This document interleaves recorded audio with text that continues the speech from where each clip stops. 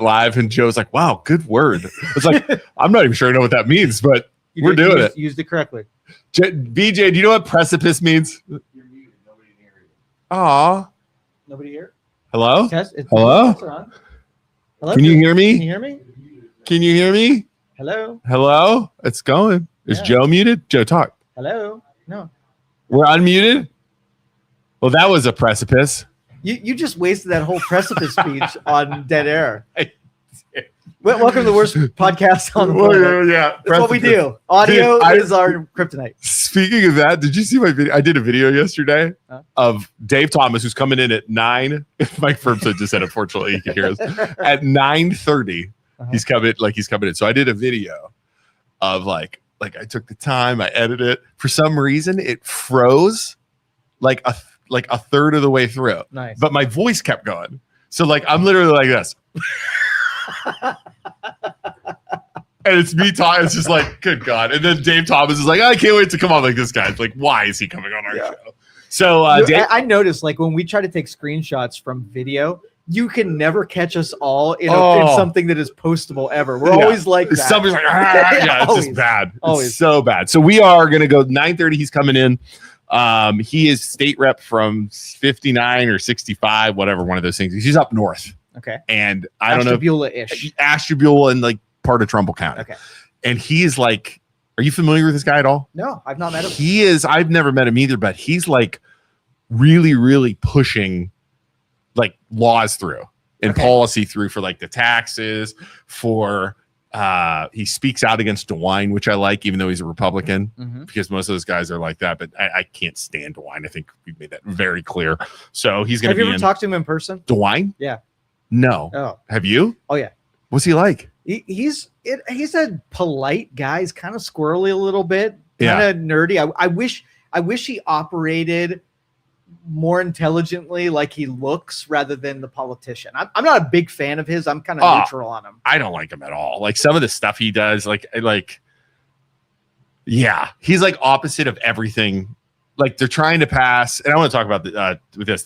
They're trying to pass. He's trying to push for a seatbelt law where a cop can pull you over if you're not wearing your seatbelt. Right now, it's like a secondary thing, and I don't necessarily know if I agree with that. Like I think everyone should wear your seatbelt, but the more they do stuff like that, I feel we get closer and closer and closer to like a communist state. Does that make sense? Like it's like tyranny. That's exactly little slices of tyranny. Right. So then now they can be like, I pulled you over because I didn't think you had your seatbelt on. I don't like that. Just more reasons to cash the checks. Yes, exactly. I'm getting my popper ready for this interview. Yeah, that should be a good one. I'm curious. I wrote questions out like a prepared little podcaster. You did or ChatGPT did? ChatGPT. Okay. I mean, I make sure. I had the ideas in my head. Right. Yeah. And then it does that. So yeah, I use ChatGPT, and all these people are like, oh, it's AI. Like my pictures, like AI slough this. I don't care. No. I'm going to use it. It's a tool. I use it 12 hours a day. Do you really? Yeah. Oh, that was another one I want to talk about. I don't think I put that in here. Well, you didn't let me talk about AI last time, so you deprived me of the Bitcoin talk. Isaac and I were talking about that yesterday, where if you didn't watch the show, Isaac and I ranted about mortgages for an hour and 15 minutes on Tuesday. And then Joe's like, well, I got something to talk about. We're like, yeah, hold on a second, Joe. And they're like, okay, see you guys later. It looks so bad. I was fuming. Yeah, AI. So if you want to stay tuned for a topic we won't get to later in the show, we'll talk about AI. Thanks for joining us, everyone. Hey, BJ in the back. As soon as Joe starts talking about something like that, I'm annoying that. Just cut it. All right. So real fast before we got some work to do here. So it's Friday. It is. Menchie's. Let's talk about that. We're going to get our sponsors out of the way now. Okay. Menchie's, 20% off. There it is. 20% off if you go and mention the MLO Bros. Okay. Mm-hmm. Yesterday, like one person had went and done it. Angelina with a J, one of our followers, posted a picture, tagged us, and Menchie said they like lit up with like 8 more people walked in and were getting it. I was like, yes. Look at that. Angelina, we should hire Angelina. Do you think she could be part of your operation? We don't have enough money to hire Maybe how about recruit for a volunteer? That's fine. Angelina. Maybe she could be an intern. There you go. Angelina the intern. Yeah. Beloved by the show. Yeah. So we are going to if you want to go, tonight's Friday, go to Menchie's in Boardman. right by IHOP. Go in there, say the MLO.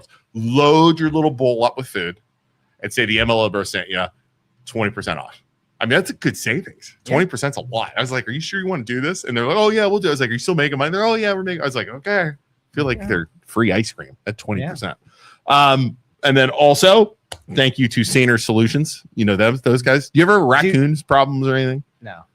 I had one wildlife problem where a hawk got injured and was flopping around in my backyard, and I felt bad for him. I just called the game warden. Oh, you didn't. I didn't off them. No, I don't think you're allowed to. Red-tailed hawks are protected. Are they? I think so. Yeah. They're awesome. They're awesome critters. Did they come and get it? So game warden came out. Did he come out with gloves? No. he grabbed the wings with gloves. I mean, he was protected because those talons will tear you up. And he bound the wings and tied it up, and then took it in his little paddy wagon truck. Yeah. I know, those are cool. I mean, birds are cool. Like hawks, owls, all those birds of prey are freaking sweet. As far as I'm concerned, I'd love to have a falcon. Wouldn't that be awesome? I would walk around with my falcon in the door. Oh, dude, it's so ridiculous. Like BJ comes in here, and be like, "What's his name? What's a good falcon name? I need Maximus attack." Yes, Maximus. Yeah. In my high school yearbook photo, I had an iguana perched on my shoulder. Did you really? Yeah. Wow. An iguana's not quite as cool as a hawk, for the record. But for a 17-year-old, iguanas are shit. Yeah, that's pretty cool. We so anyway, Saner Solutions. He is like the friendly guy. He doesn't try and I don't think he kills. I don't think he does. He doesn't he releases them out. There it is. Saner Solutions. He releases them out. He's an expert on this stuff. You've had him on.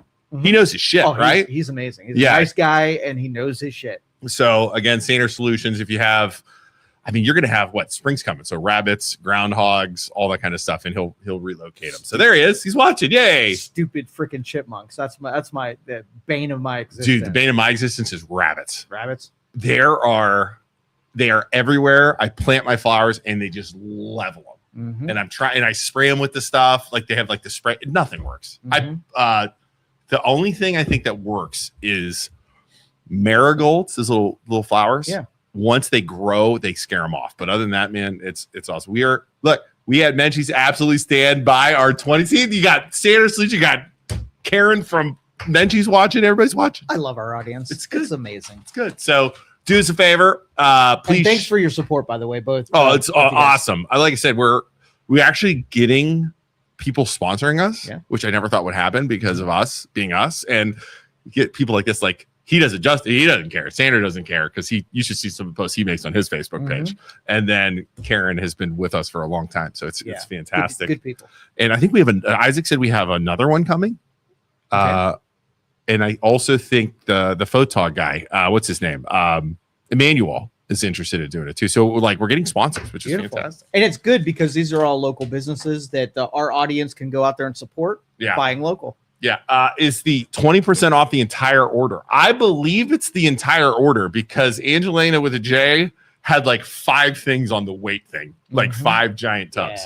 Yeah. So see, that's why we sponsor you. We love it. Well, we appreciate it. And like I said, it takes a lot. And you even kind of said this when we started, getting sponsors for us. You were worried because it was we are controversial sometimes, 100%. And you're like, I don't know if people are going to sponsor you guys. Well, I wasn't worried for that. I was worried because I wanted to make absolute sure that we gave good value to sponsors to make sure if they get a first taste of social media advertising that they got business because of it. Right. And I didn't want to anybody to be hurt because of it. Right. Yeah. See, that's a concern for me too. Yeah. With Karen, with Menchie's, why I did that. I was we have to do something so we can monitor how much business you're actually getting from it, right? And she said 7 or 8 people went in now in totally 2 days. Totally worth it, right? Absolutely. And it's I don't want them to sponsor and then not get anything out of it, right? So I think Sander, and I think this year, I think we've always talked. I'm going to go on the road with him and help him trap animals. You gonna get video of it? I want to see. Could you imagine? I think this is the year I do it, and I think I might bring Lucas with me too, because my 14, because he's such a wuss about everything. Bring him on there and have him hold a freaking possum. Here's what I want him to do. I want Saner Solutions, right, to say, all right, what we have here, Luke, is a black bear. And how we usually handle this is you have to submit them. The only way we can get them out of here is you got to hug them and submit them. Go. I'm going to jump on his back and try jump on the bear's back, try to choke him out. Yes. Choke him out. I'm in, Sander. Find me a bear. 5 minutes, start punching him in his belly from behind. Dude, I'm for Benny Hill music. It would be amazing. I'm in. What we should do is do a video and have Isaac dress up in the bear, or have me dress up in the bear and have Isaac try and tackle it. It's the whole order. You could go in there and freaking order 15 things. Holy crap. And we're also going to need a weight loss sponsor for those who take advantage of our yogurt deal. We also have to follow that up. We have been Saner needs to trap Bigfoot, dude. That's another thing. Like, he was up there. Did you hear? What?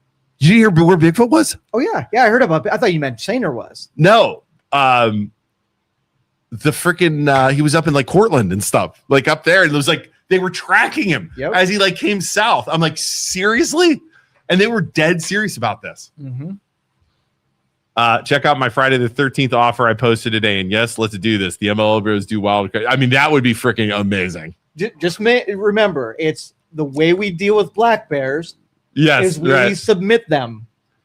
I like how Bigfoot only gets spotted by Bigfoot Society. Was it just Bigfoot People Society? People who are looking for it found it instead of just somebody who was walking their dog and they're like, oh, look, what's that? You know, I think a lot of that has to do with like, you know, when we go ghost hunting, you want to see something and you kind of sometimes do see something. I almost think it's something like that with Bigfoot. Maybe. Or it's just totally people in like ghillie suits and stuff is my other thought. But all right. Luke working with wildlife people instead of being searched for by them. Yeah, no kidding. Exactly, right? There was a video Jeremy's going to share where he turns me into Bigfoot up in Cortland and I run around. It's kind of funny. Nice. So, all right. We have 80 people watching. Do us a favor. Please like this. Please follow the MLO Bros. Please follow Youngstown Studio. Share this. Go down and hit the little share and share this. Again, we are just waiting for Dave Thomas to come in at 9:30. We're going to take questions, take calls. We'll go through all this. I got a bunch of stuff I want to ask. Like, what questions do you have for a guy like this? So again, he's passing laws. He's doing all this stuff. All right, so here, one objective here. Politicians, when they come in front of a microphone, they go straight to effing stump speeches. And we're going to listen to just go on. If we can get him to have a conversation like regular human beings, that will be a victory. I think we're pretty good at that. Okay. Well, and I tried this with Tim Ryan one time. It doesn't work. And I deviated like 1 degree and they would just go back to the stump speech and it was just boring. I heard that shit already. We noticed that. So most of the time, and I think it's just Isaac and I. Now, Isaac's not here, but again, you and I can do it. Isaac and I, just because of our personalities, can get them most of the time to act like when Tex was in here. Yeah. You know what I mean? He's like that anyways. Yeah. He's 27-year-old kid, right? Tex, Katrona, like you get those guys in here and you can see them kind of lower their guard a little bit, right? Right. Do you know the one guy we couldn't get to lower our guard because he was so political? Who's that? Freaking Tito. Oh, yeah. We did an interview with Tito when he was running for mayor. Not recently because he hated us, but before, the first time he ran, we could not get him to drop his guard down. He was such a politician. And that was when I was like, ew, I don't like this guy because he would not be normal. He would not be, not drop his guard. Well, I was in a private cigar lounge sitting next to Tito, and he never dropped his guard in a private setting where only like 5 people. Tito. Yeah, he never did. He was such a politician. I mean, if you go like old school stuff, Trafficani, the commissioner, he's playing his guitar on our podcast during COVID.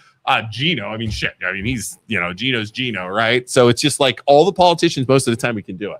Yeah, Bill Johnson was like that too. Yeah. He came in and it was tough on him politically anyway because of who he was and what he was pushing on. So I'm not surprised that he had to stick to his scripts and whatever, but he never came off any kind of personal back and forth at all. It was just all stomp. See, I don't like that. Yeah. That's not good. Luke looks like he smells like relish. Thanks, Isaac.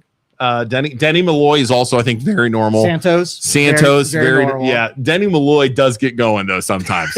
Let's be honest. Yes, he gets rolling. Yes, he does. Yeah, he gets rolling on his shit. It's like, man, Dave Thomas has zero clue the shit show he's walking into in here. I think he does.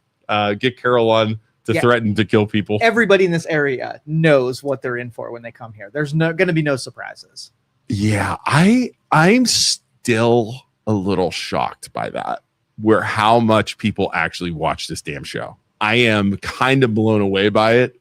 Like, even people up in Trumbull County now are like, we were at a school board meeting the other day, and after the school board meeting, the school board members were talking, and somebody heard the school board member say, "We don't film. We purposely are not getting cameras in our meetings because of the MLO bros." And I'm like, well, that's kind of the opposite of what we want. Right. Right. Yeah. And I'm like, but public pressure can undo that. Exactly. But that's literally what they said. And they said, because they don't want us able to come at them with recorded material. I was like, that's exactly what we want. Like, so to me, that is, you don't want to be held accountable is what that is. And I swear to God, it's the same reason why Poland Village will not stream their meetings and record them, because they don't want the public pressure. Yep. Which is just mind blowing. That to me is, you're doing shady shit that you don't want people to know about. Is that him? Is he here? He is here. Live mic, don't say anything bad. I warned him. What's up, man? Luke, how are you? Nice to meet you. Nice to meet you. All right, so where are we doing? So hey, how's it going? you're going to sit over there by yourself. We're going to isolate you. No, we'll put him over there. Put him over next to me. I'll still do the controls. I want to. You want to look at him without your... I can sit here. No, you're good. Just sit there. I'm just kidding. All right, guys, everybody. David Thomas, not the guy from Wendy's. No. Have you heard that your entire life? Oh, yes. You've had to, right?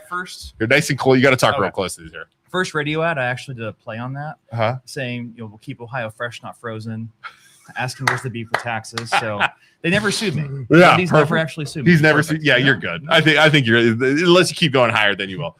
Christina Oliver says, "Hi, Dave." You know her? Oh, cool. Yes. Isn't that cool? So we can read the comments. So if anybody starts talking crap to you, we can read this. Good luck. And then we appreciate you coming in. Dude, you're a busy freaking guy. No, absolutely happy to be. So before we get into all the boring stuff, tell us about yourself. Where are you from? So born and raised Ashtabula. Okay. So about 50 Where'd minutes. you go to high school? Small school. Actually, both my parents were teachers. Okay. Wow. So at a boarding school up in Ashtabula, born and raised there. Went through Geneva though for most of the system. Yeah. Left for college, came back. Where'd you go to school? College. Small school in Virginia, Washington Lee University. I've never heard of that. Wow. Small school. Robert E. Lee went after the Civil War. Hold on. My dad said, "Fix your collar on your shirt." Oh, Look at that. how nice. Look at my dad. Wait, is that better, Dad? Is that better? Thanks for looking out. Look at Fred Schuster showed up big. So yeah, Robert E. Lee went there after the Civil War. He's born around there, buried there. Travelers buried there. Lots of Southern history. So really enjoyed it, but very small. Came back after college, and yeah. And then what did you do after college? Did you go right into politics? No. So actually worked at the high school for a little bit. Became a township fiscal officer. Did that for 3 years. County auditor for 6 years, and then. So you're the Ashtabula County auditor. Yes. So you know about taxes then. Yes, that's why. So you're familiar with this then. Yes, unfortunately. Well, can I ask you one question? Yeah.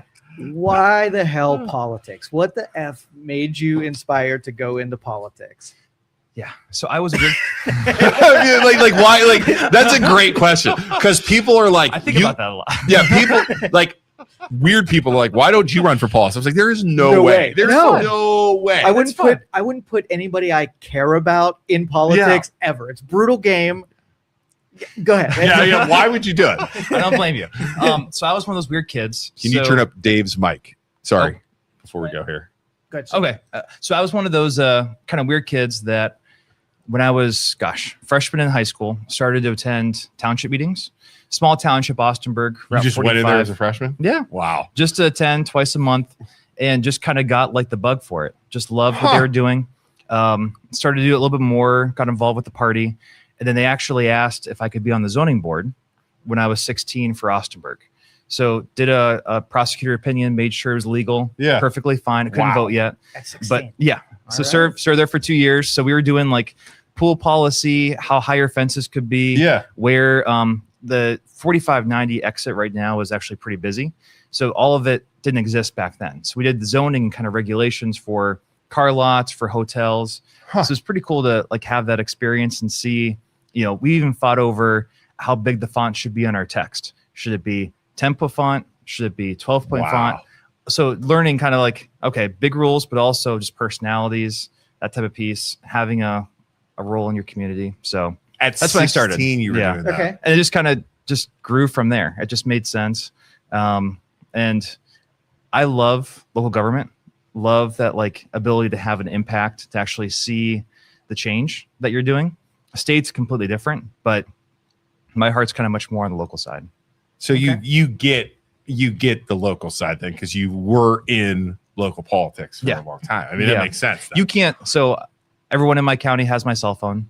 I put it on all my campaign lit. Yeah. You can't run away from people. I actually kind of like that, because you're much more accountable. You have to actually answer to people. Every time in the grocery store, folks either come up and they yell at you, or they give you a hug. Thankfully, lately it's a little bit more on the hug side versus the yelling side. But do you get yelled at in public sometimes? Me too. Me too. But it's my job. You're just doing this for fun. You're probably getting yelled at. Yeah. Maybe for your job. I don't but know. he likes it. You probably not so much. I enjoy the conflict personally. I hope people come up and yell. If someone at me. hugs too long, he's like, I hope. Well, if people are upset with you for the right reason, I do actually like that, because it shows that you're making a difference, and you're not doing things big unless you're actually changing people's mindsets and making people upset. But if they're hating you for the wrong reason, like they come up to you and say, "You're a Nazi. Why are you a Nazi?" Exactly. Right. Then you're like, well, there's nothing you can do, because no conversation. No. So that's just a part of local side, a part of kind of, got the bug, and have been doing this now. So I'm 32. So Tex and I was hoping to be on that same day that he was on. So I apologize, but no, you're good. We actually have 19 of us who are under 40 in the House. That's crazy. Just on the Republican side. That's good. I think that's a good thing, Absolutely. because I mean, politicians are most of the time, in my head, they're old. And what is the average age of our House? So probably about 50, because we have a lot that are under 40, and then we have a decent number that are retired around their 60s. I think our oldest member, Dan Troy, he's 72. Okay. So it's actually a pretty good mix. And honest to God, 72 is like the new 60. Yeah, to be fair. I mean, how old's Trump? And like those guys are like 80s, or he's like 80s, right? I mean, that's super old. So wow. How old's DeWine? He's 78. Yeah. See. So now, do you get along with him? Is he a personality that you can work with? Hold on, that was one of my questions. I did it too Do you even know that? Hold on a second. I'm gonna write that one up, because I've seen some videos of him. Go ahead. What do you think of DeWine? Yeah. What do you think of DeWine? So I'm the most vetoed legislator by the governor. I'm gonna put that down as a no. You don't not on the Christmas card list. Yeah. Go ahead. No, I also testified against him even before I started during the COVID time with some of the rules and trying to rein him in. He's cocktail parties. No. I skipped the Christmas party. Probably better not to be there. Fantastic. I like this guy all of a sudden. But he is a very he is an old school. He knows his people, and he's very involved. Not the biggest. He just doesn't represent the state as much as maybe 15, 20, 30 years ago. That's fair. Very out of touch with, I think, where the Republican Party especially is moving. State of the state last week, you saw that. Lots of talking about kids, about education, nothing else about any of the big topics that are going on. Right. Yeah. And that's him, though. He is very genuine. He's very him, but he just doesn't really deviate much. Yeah. He drove me crazy. His downfall for me was COVID. Oh, yeah. 100%. And I think it was the downfall of the whole state was when he had the way he bumbled COVID and like you said, no cocktail parties. If you're outside, you got to be safe. Like, come on, dude. Like that was closing down businesses, which is one of the reasons why we, the MLO Bros, got started was during COVID, because all these local businesses didn't have any support. Is the way they felt. So we were having business owners on to try and say you're still open, and that was brutal. So when did you first get elected? So first elected township fiscal officer was in 2015, and then auditor was in 2018, and then ran for this position back in 2024. Okay, so you're still kind of fresh then. Yeah, so both freshmen. So just finished first year. You're doing a lot as a freshman then, because you're passing all these freaking rules, man. I was looking at your I pulled up the stuff. When I say research, I use ChatGPT, Joe. Let's be honest. I was gonna say anything.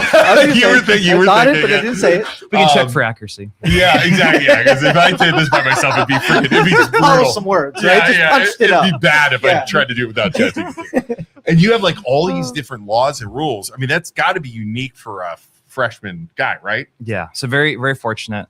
Actually, 13% or so of the bills the governor signed last year were mine. That's crazy. So really, that's why I ran the tax issue, property taxes. Right. Actually doing something on it was the whole point of me running. In addition to just I ran against my predecessor, there were issues there.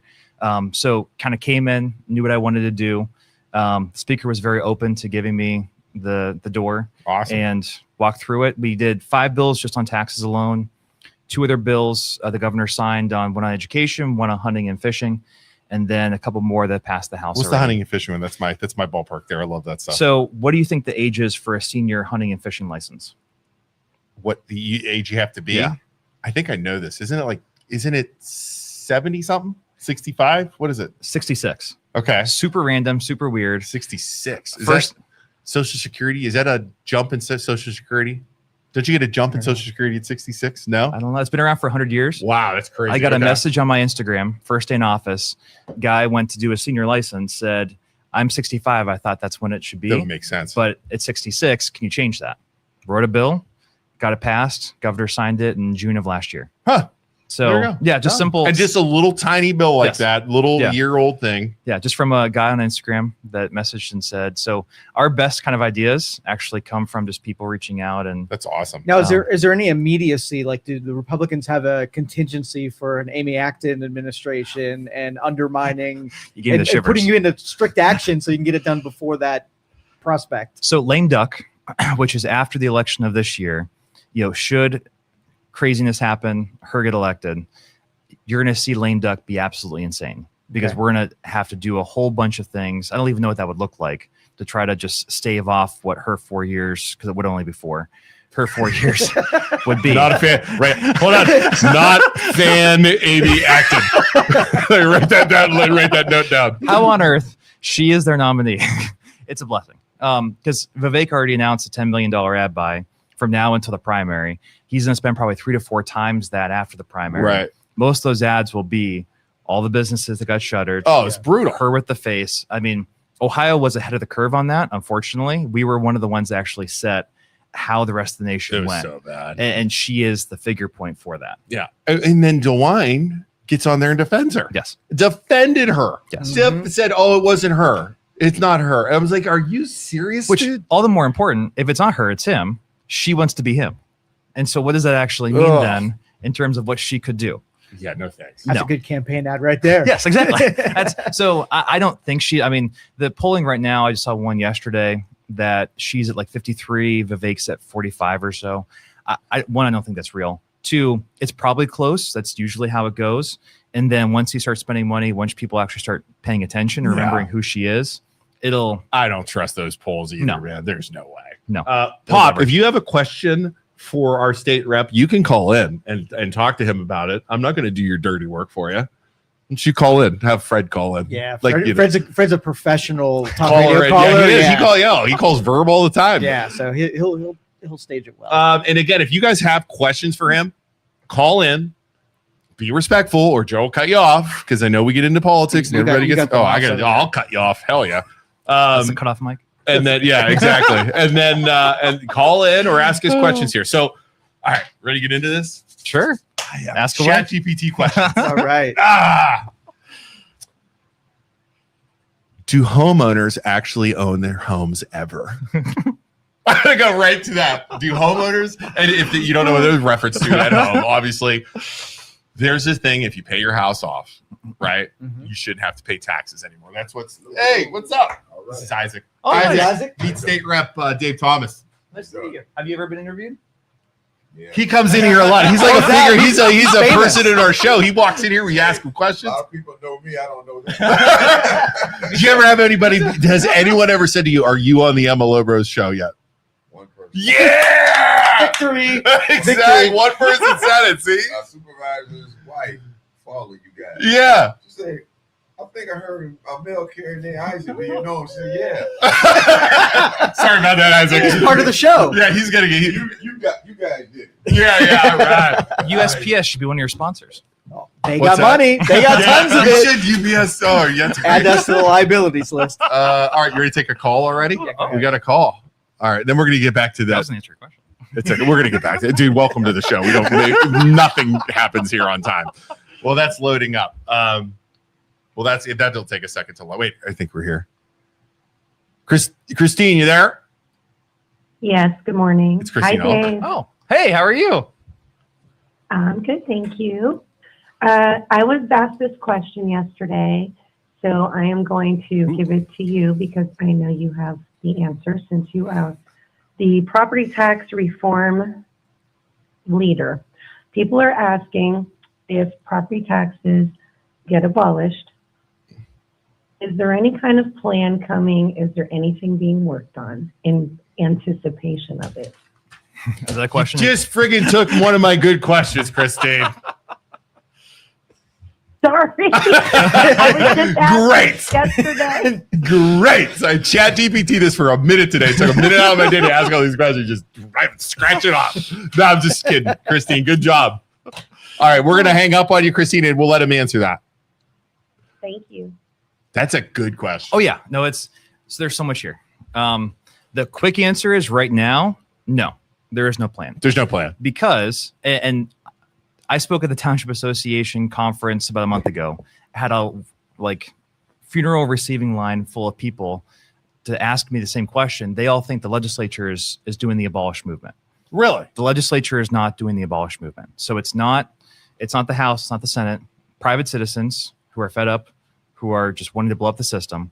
Right. And because it's private citizens, not the legislature, we have not actually put on paper what would happen if the abolish happens.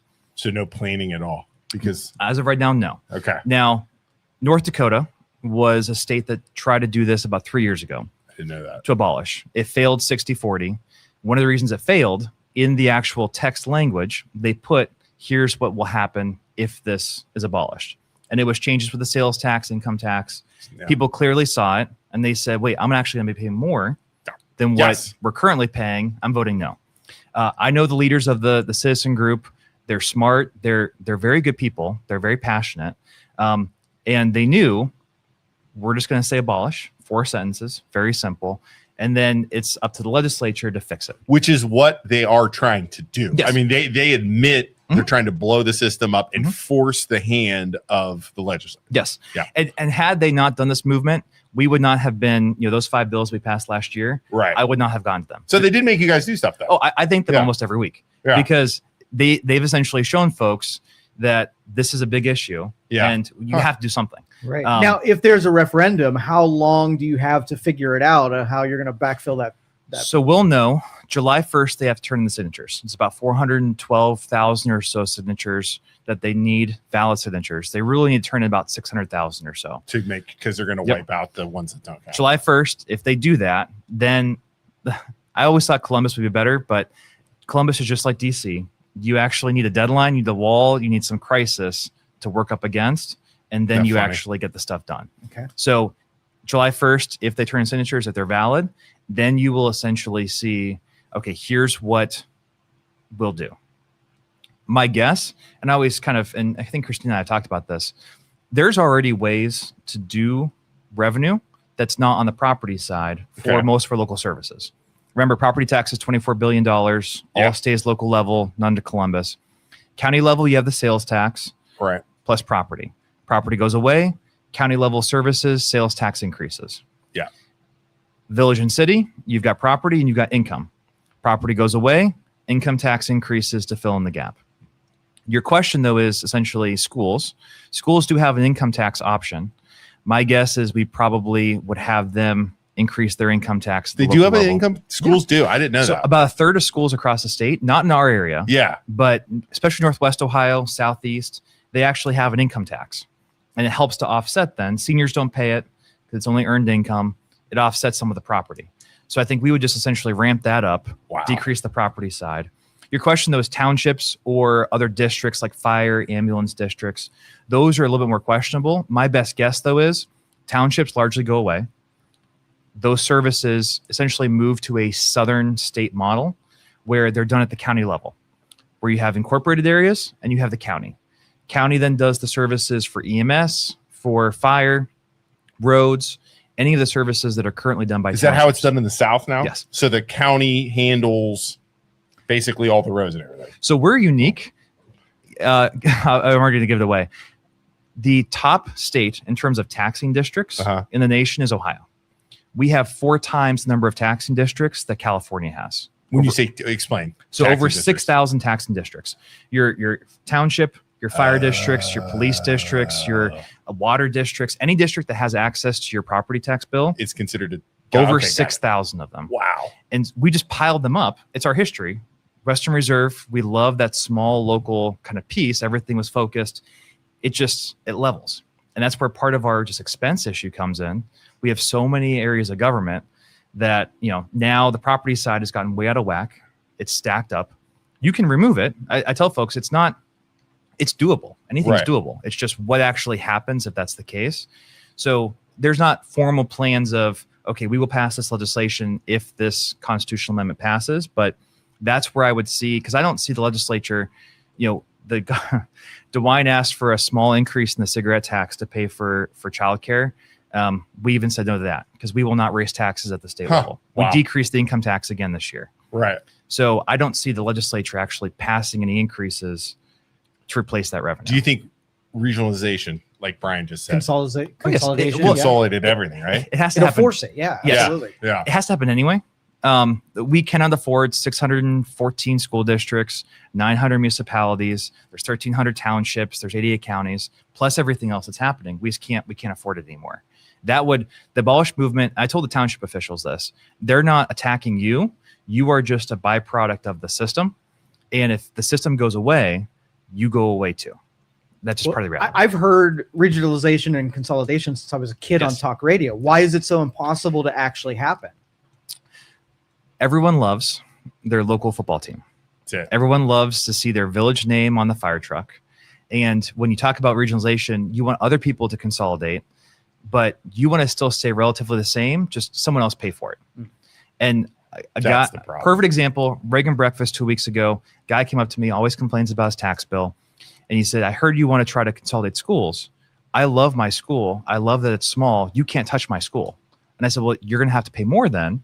Are you willing to do that? And he said, I'll pay whatever I want and can. My school needs to stay small because that's what's best for our area. And that's ultimately the rub. The state can't come in and force consolidation. Right. Locals typically don't have the political ability to do so. And now you just keep stacking on more and more spending. We have used, I don't know, I know you're from Ashtabula, but Poland Township is, let's just say, Poland Township's here. You have down by the river, you have Lowville going north, and then you have Poland Township. So literally Poland Township encircles Lowville. Lowville has like a graduating class of like 30 to 40 people.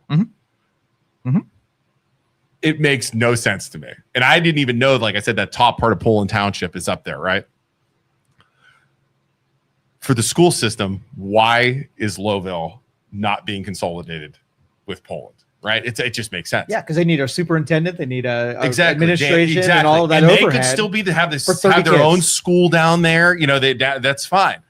You bring that up to somebody in Lowville. Shit. Totally. Those Italians down there will go freaking bonkers, right? Because you can't do it because this is their school. But again, it's like, okay, cool, you guys got to pay for it. Whoa. Yes. They're also typically the first ones to complain about their tax bills. Yes. But then they're also the first ones to vote for new levies because that supports their school. And so that conversation is just important to have right now too, reminding folks of, okay, if you want this is the true local control that people say they always want. I don't think people from other parts of the state should be subsidizing your desire to have much smaller forms of government. Right. That's just a reality. We're trying the whole tax philosophy, send less to Columbus, keep more here. You then decide how that money is spent. Right. I like it. I mean, I like the local aspect of it. Like you said, like I like the fact that I can call Eric Ungaro, township trustee in Poland, when my light's out in front of my house because my kids are walking down to the bus, and he's immediately on it. That you're paying for it. So the alternative would be, just like in some of the southern states, instead of calling your trustee, you'd call some service department at the county level. And who knows if that ever gets done, though. So that's the difference. So Ohioans have really good levels of government. It's just very expensive. Yes. That's it. That comes but with squashing this feels like a unicorn. It feels like there's nothing that's going to happen that's going to force that to ever be.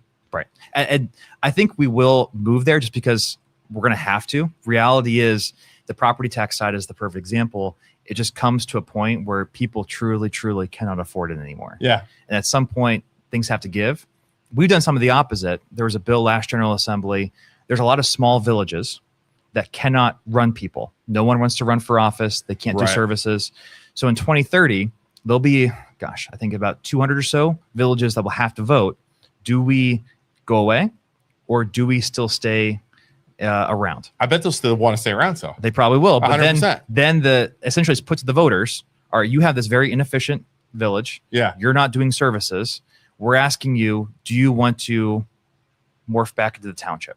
And at least putting that in front of people, that's never happened in our history in Ohio. We've, if anything, layered more as opposed to trying to take away. You got calls over there? Oh, wow. Go ahead and take another. Oh, good Lord. Hello.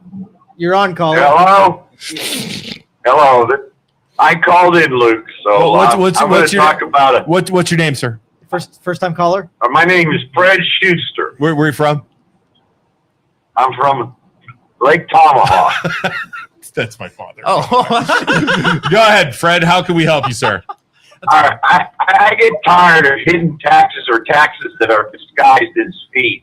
A perfect example, and I have this tag already, but in the state of Ohio, if you have a lake on your property or a boat on your property or a pond on your property, you have to pay a $24 fee, even if you take that item off never leaves your property. It's always on your property, and it's a hidden tax. And you have a private lake, you can't put a paddle boat on there without a fee, and you don't get money back. I'll explain it to him, Pop. That's a good question, though. I'll explain it, like the hidden fees and hidden costs kind of stuff, right? Right. And when I talked to Catrona about it, he has a pond on his property. He was blown away that he couldn't put a paddle boat without the state coming in fining him for having a paddle boat without a fee, without the tag on the boat. Right. Okay. All right. I'll explain. Thanks, Pop. You're welcome. Love you. See you for dinner tonight. I'm coming over to your house tonight for dinner. Mom's cooking for me. I know. I heard. Okay. Bye. No fish fry? It is a fish fry. Oh, it nice. is a fish fry. That's exactly what we're doing. It's a fish fry. Exactly what we're doing. I think he's still on there. Pop? Yeah. What are you going to do to hang up with my dad? All right. So what he's talking about is Lake Tomahawk is a private lake. Mm-hmm. Okay. We've run into issues at the lake with ODNR, which is, by the way, a communist organization. I love them. I love this, but they are a communist organization. There's no controlling them. Anyways, that's a whole nother topic. Yes, this. So they are forcing us to fix the dam. Oh, yes. And the last 3 years, the lake has been down, and then all of a sudden, my dad, obviously, as you can tell, he can be a little rough, went at ODNR and a bunch of people, and they're letting us fill the lake back up while the dam's repaired. However, now, because ODNR is involved, they're saying you have to have the boat tag on a private lake. Okay. And when you fill the form out at the ODNR to get the tag, you have to put the name of the lake. The name of the lake, we went and put Lake Tomahawk. And they're like, no, you have to put another name of a lake. And we're like, well, why? Well, because it has to be a state lake. And we're like, our pontoon boat is on the lake, on Lake Tomahawk. You are literally telling us to basically fraud an ODNR document to put whatever, like Mosquito Lake. They're like, yeah, you have to do it that way or you won't get a tag. Well, I would say then you don't need a tag. That's what we said. And the money, here's the thing. The money that I'm getting won't go back to our lake. Right. That's and that's what my dad was. So he talked to Catrona. He called a bunch of people. So have you guys met down in Columbus or up here with ODNR and Catrona? They have done. I haven't done it. I've just heard about it. They've had meetings with ODNR. I think they had their first face-to-face meeting with ODNR, and after they did a face-to-face, that is when they let him fill the lake up because I guess everybody was riding. Yeah. But I mean, it was down like 20 feet. Like you couldn't do anything. It was terrible. So interesting. Well, and that's a good like fees, service requirements, different type of taxes. There should always be some service aspect back there. You're not getting anything back. So yes, if you're not, I mean that's a problem, right? That is bad. So Catrona is on. I know Catrona is on it. Okay, good. Because that's his area. He said he's going to work on a law next year to say if you own a private lake, you don't have to do it. I was like, there, perfect. So. Especially if there's no state spending on that lake. Why would you? Yeah, it's crazy. Here's another good example. Go. Do you guys have hybrids or do you have traditional gas cars? I have 2 electric cars. I have a gas guzzling truck. Oh, so when you do your fee and your license, you pay an extra. I'm sure you know an extra amount. Yes, yeah. I have this normal hybrid. I pay an extra 150. That's crazy, though. That is the second most often thing people reach out to our office about. The first thing is property taxes. Second thing is when they're registering and they have to pay that extra amount. And they actually, like, for example, I drive probably about 75,000 miles a year. Wow. So I'm obviously paying a whole lot more in gas tax than your traditional person on top of then the extra. It's $150. It's not, but it's just more the principle. Yeah. So we're trying to get rid of that now. It's a bill that's actually moved a decent amount. But those, like, I wouldn't have thought of that unless people reached out to us and said, hey, this is wrong. You should do something. So your dad reaching out to, that's what we should be doing. Yeah. Have you ever calculated to see like the electricity that you consume versus what you don't put, on fuel taxes and see if you're about more or less than $150? Well, so mine's just a normal hybrid, not a plug-in, not anything else. So the it's extra still $150. Oh yes. Oh my God. Just a normal. You don't even plug in? No. If you're extra how the hell does that work? Because you're using less. So the traditional RAV4 is probably about 32 miles per gallon. My hybrid RAV4 is about 38, 39 miles per gallon. So this was part of the compromise back in 2019 when they increased the gas tax. Well, we'll just charge electric people more. To me, that is the government is looking and they say, oh, these people figured out a way to not pay us. And we're going to adjust to try and grab more money, you know what I mean? To keep them paying what they should when you like making a job. That's garbage. Now, here's a scary thought. State of California, they actually tax you on your miles. So however many miles you drive, you have to report, or there's a device in your car. Speaking of government control. Yeah, right. Wow. So I would not be surprised under Vivek, no. Under Amy Acton, yes. Where that conversation is not really pushed of extra increases in terms of. They're always looking for an end. I'd be rolling back my freaking thing. You're gonna like the good old days. Exactly. Like, rolling it back. You're gonna go to jail to save $200. Exactly. Reminds me of Matilda. Yeah. All right. We have more. We have more calls. There's some 440 numbers up here. That's your area. So this is Cheryl. And there's another caller too. Hang tight. Cheryl. Hey, hi. How are you? Good. How are you? Where are you calling from? Where are you calling from? I'm calling from Lake County. Oh, gee, Lake County. Whitcliffe. Wow, awesome. Whitcliffe. What's up? So, I have this question regarding the school levies. Mr.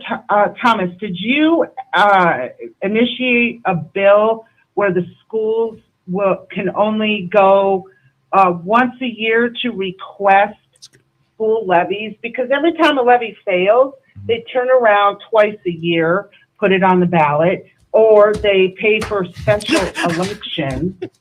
Okay. I think the once a year bill sounds really good to me because the schools are not going to stop. Not only do they ask for operating levies, the earned income tax levy, which a couple schools in Lake County are proposing in May, and the bonds that the schools are taking out to add on to make a school a bigger school, like Youngstown, with their guard shack or whatever it is that I read. I mean, it's the property it's the property owners that are going to have to pay for that bond for 30 years or more. And when is this going to stop? And so that's my question for you, Mr. Right. Thomas. Thanks. Cheryl, thanks for calling. Say hi to, are you by the lake at Lake County? Wycliffe is not. Wycliffe is not by the lake. No, she hung up. It's a little bit more in. So 3 things with that. All right. So let's review real fast just because she was so law to limit when they could put it on the ballot, right? And then the bonds and stuff like that, right? So what do you got? So I saw that bill too. Here, give me the clicker. I don't trust I'm doing a terrible job. Do you notice that? I saw that. And will you answer the calls. questions like you're supposed, like introduce them and stuff like you're supposed to? You had the clicker. The responsibility comes with the clicker. Sorry. Okay, I get confused over which mouse is which. I know they're exact. I keep that one off to the side. That's the important one. All right, go ahead. I'm sorry. Sorry, Joe's getting mad at me because I'm doing his job. So first, last General Assembly, we eliminated special elections. So now, right now, under current law, you can only place a levy or any issue on the ballot in the spring primary and in the November election. We used to have 4 or 5 years ago an August special and even a February special, where there were even 2 more times where schools, entities could put things on the ballot. Those are gone now. So only spring and fall. Correct. I honestly thought that's what it was. Yeah.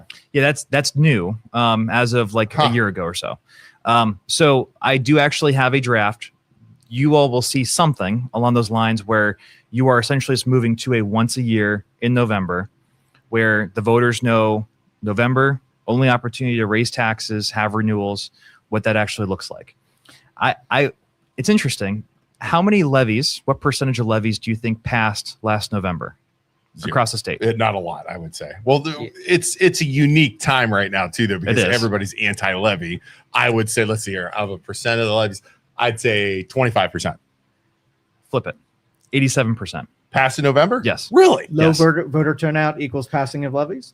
Possibly. Okay. Well, no, November would be the highest, though, right? Exactly. Okay. So in certain places there was lower turnout, but in other places there was very high turnout.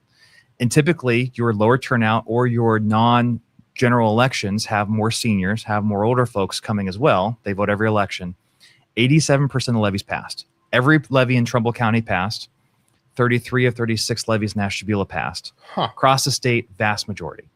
And so there is the argument where, if you put it on a general election, everyone comes out, you're going to get less support. But actually, this past November showed the opposite.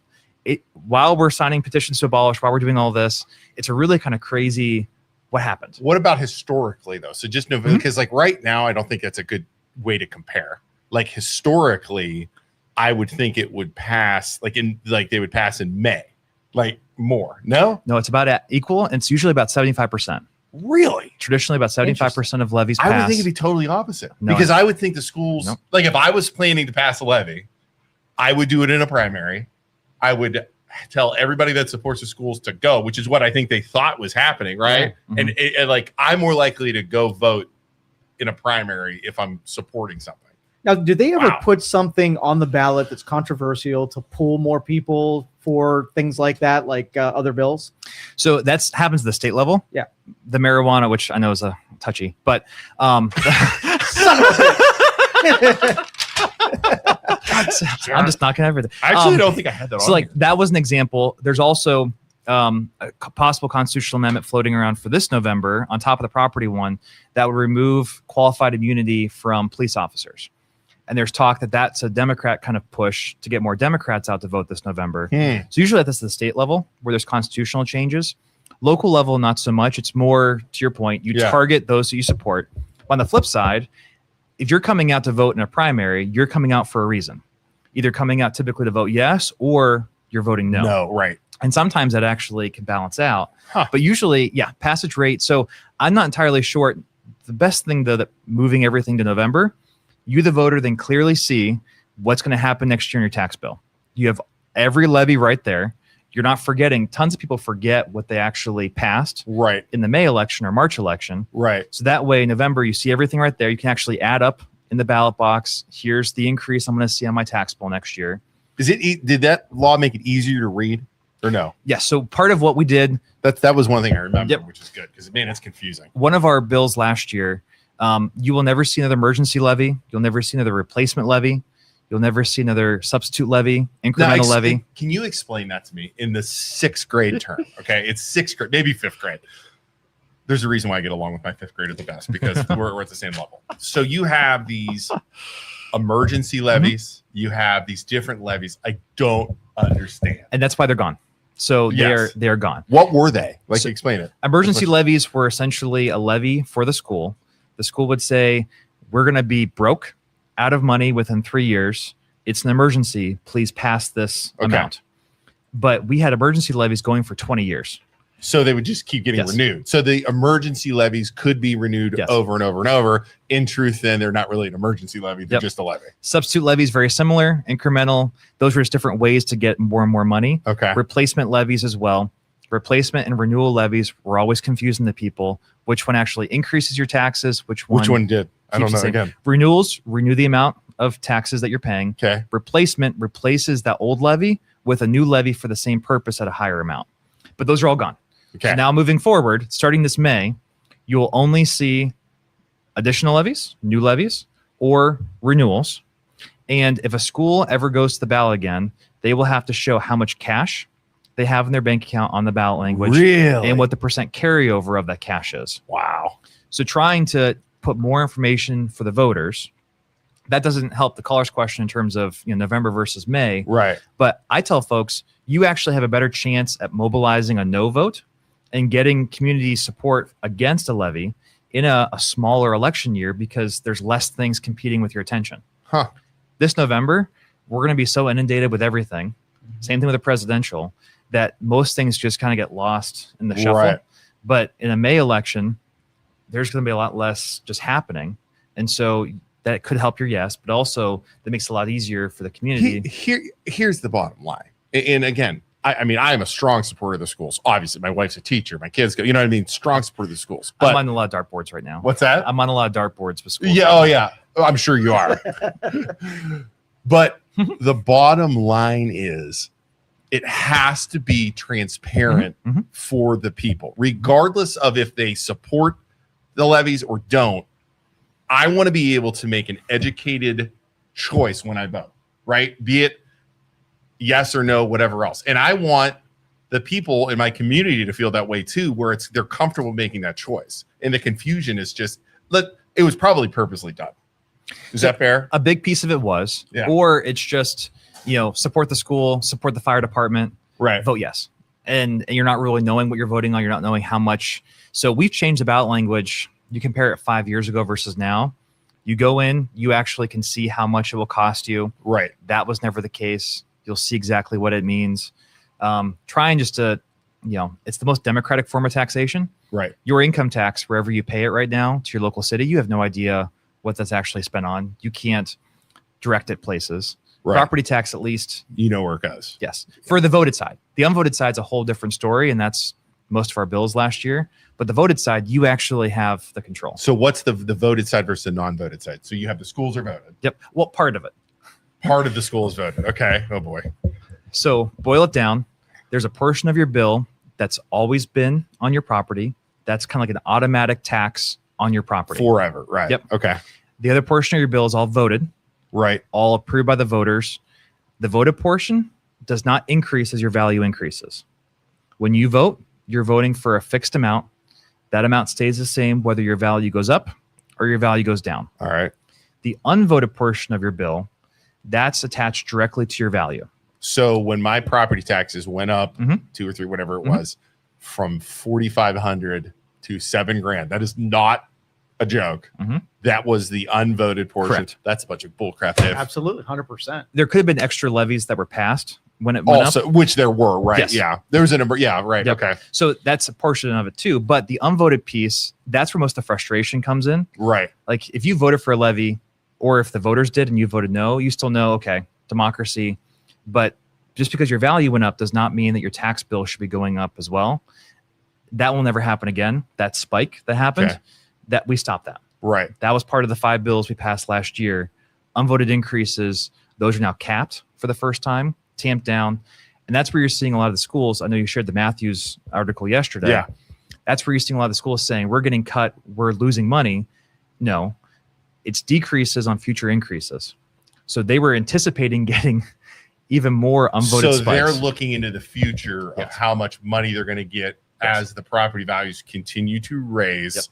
And then cutting it back. But however, now they're seeing they're not going to continue to increase. So therefore, they're looking at it like a decrease. Yes. So we are essentially limiting and saying, if the voters want to give you more money, have at it. But you're not going to take it without them approving. So here's my question to that, though. Everything is going up in value or cost constantly. Mm-hmm. So the schools will either be forced to bring levies up or cut. Yes. Right. And same thing with fire departments. Same thing with the county services. So all these entities, it's a mind shift. Mm-hmm. We as local governments have been reliant on values going up, us getting a lot more in revenue. That has just caused the tax bills to go way out of whack. And there will be more levies. There will be more requests on the ballot. That's one of the symptoms. But in my mind, that puts you in much more of control, which is what it should be. Yes. I would rather have control, and I would rather have the people have control. Even if the people don't agree with me, I'd rather have that than have government officials saying you're going to pay more money. Pushing that on. That's what it's supposed to be. Welcome to freaking democracy. Local government. Yeah, right. Going back to the COVID stuff, though, one of the big issues on top of just the restrictions, all of that, was what happened financially. So all that money coming down from the feds, going to local governments, going to the state government, all those extra expenses have been baked in. Okay. So every local school received millions and millions of dollars during that time period. Some did the right thing, invested that money in infrastructure, in one-time expenses that lowered future costs. A lot hired a good number of new staff, increased salaries tremendously, did things that cost them then, but every year now. Yes. Yeah. And if you bake in that extra bump, now revenue from federal government's done. You're either going to have to ask a whole lot more from your taxpayers or make cuts. Yes. Oh boy, people are losing their jobs, Joe. And now I can see why they don't like Dave. They don't like why Dave's on dartboards. Yep. Yes. Go ahead. No, you're on dartboards. I have a special question from you. This was Kellen, one of our morning hosts. She believes that what I'm about to tell you should be the capstone of your political career. She hates LED headlights. It blinds people. Dude, normally it's Isaac and I to do like a 360. You just went freaking complete 180. I have to mention it because she is now throwing all of her energy into making sure LED headlights aren't blinding. They're super annoying. The entire every Ohioan here. So what can you do about death penalties? Huge. Do you know what I do when I have that happen to me? Do you know what I do? What? I bright beam them. High beam them back? Yeah, high beam them back as soon as it goes by. As soon as I see those bright lights, I high beam them. Well, the argument is if you're going to put something that is high intensity, at least know how to aim it correctly so you're not taken out of her driver. She's worried about the safety and her own annoyance by these LEDs. What can you do for our Kelly? Kelly just said not. She was like waiting. See? She was waiting. They are dangerous. This is pretty popular. Yeah, look at this. Yeah, you want to make some. You want to make some friends? There you go. Get off that dirt board. Stop talking about taxes. Talk about high beams. Well, I'll have to look at. I'm sure we could. I don't see why we can regulate, tint on cars. We can regulate different pieces with that. She said, give them a little equipment that will measure the intensity of their headlights, and if cops see that it's too bright, start issuing tickets. Now this is Who's your moneymaker? Bring back the governor with his seatbelt thing. There's always a balance there with not pulling more people over, not having more of that. But this is a safety thing of other people, versus just me. What I'm doing to myself. I like that. I will. There you go. I'll look and see. Look at you, Kellen. You are changing the world. We got a caller. You want to take a caller? It hasn't got by the screening, so this might maybe they hung up. It's been on there for 25 minutes. That's cool. It screens them with some AI. Ask some questions. It doesn't and really tells screen who they. Yes, it does. Don't hate my AI. Anybody. Don't hate. You call in here. You guys use a lot of AI. Oh, we do. That's all we do. It's not going anyway. So marijuana laws. Deviation. I got this guy. I got him here. I'm going to ask him the questions we want to ask. I'm hoping we override that one too. Now, here's the thing, though. Tex kind of changed our mind when he was in here. Fisher, Isaac, and I were like, this is bullshit. Why are they changing the law that was passed? I told you. Tex came in here and kind of explained it, and he changed Isaac's idea when Isaac was in, and it was like, Isaac never changes like most of the time. And he was like, wow. Did you support that, Bill? So, yes. Now, what we're talking about is a law passed. For those of you not familiar, a law passed to legalize marijuana and certain, all kinds of different, recreational, all that stuff. Basically, Republicans down the line passed a law that limited a lot of the stuff. Like you can only grow like 4 plants instead of 12 or whatever else it was. And how potent it was as well. Yeah, exactly. And like a lot of the and that public smoking and some of the different changes. Yeah, you can't smoke in public, can't take weed gummies in public, that kind of stuff. So why did you support that? The biggest reason was the tax side. So I told leadership, our local governments, we all voted when we voted for that to bring some of that money back to the locals.